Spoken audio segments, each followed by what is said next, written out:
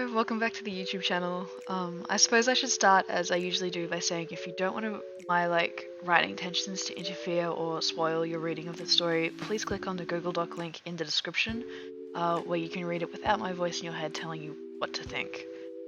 If not, thank you so much for continuing to watch the video, and I'm going to start explaining the context now.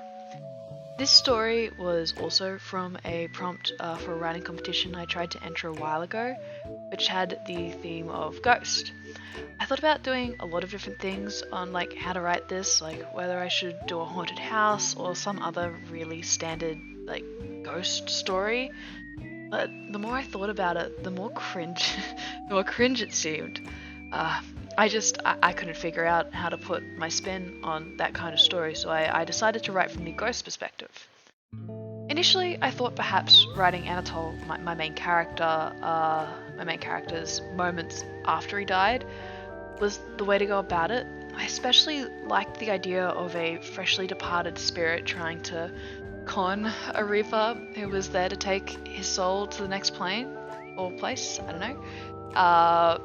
With his motivation being that he died in the 1800s, just before the turn of the century, and he really, really wanted to see it.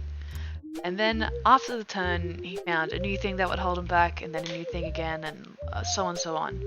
But as I was writing this, I felt like I was doing too much telling. I felt like the reader wasn't able to draw their own conclusions of the character, and were rather being bombarded with historical facts and forced characterizations by me. Yeah, the initial idea I had, I didn't really like at all. But I did like the idea that the Reapers were numerous and almost like some kind of, I don't know, body corporate.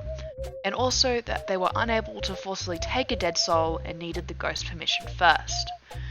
So apart from that, I ended up pretty much rearranging and deleting half of what I'd written, which, you know, it needed to be done. From there, I took a little break and thought about any major metaphors from the modern day that I could draw to create a parallel the reader could connect to, opposed to me just telling them what Anatole's motivations were and exactly what he was doing during that time. I ended up just picking a really basic metaphor with the post-credits scene. I don't know if I watched a Marvel movie which inspired it or not, but after I picked that, it was pretty much really easy to write the rest of the story. Rather than have Anatole meet a Reaper, I have him meet Death directly in order to imply that he has been a thorn in their side for a very, very, very long time. Likewise, I tried to portray Death as someone who is usually apathetic and just in their delivery of their work, yet I guess this one idiot just keeps messing everything up.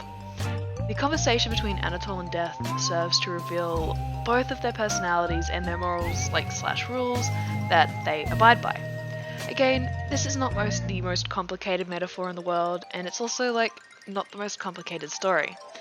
Death wants to leave after the movie is over, and Anatole wants to stay behind for the post-credits scene. It's pretty easy to draw the parallels.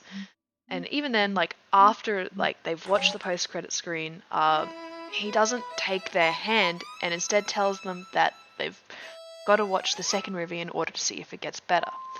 In many ways, this story isn't about death, but rather life persevering.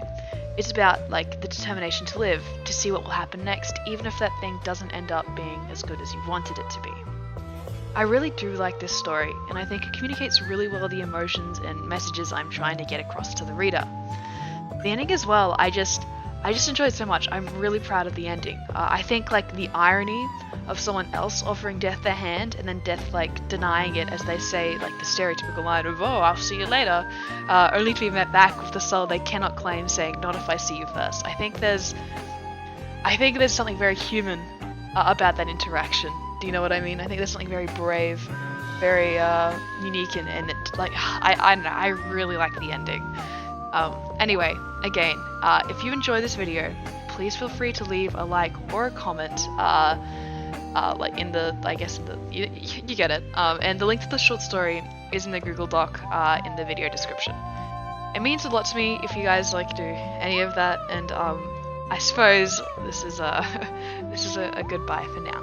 Bye!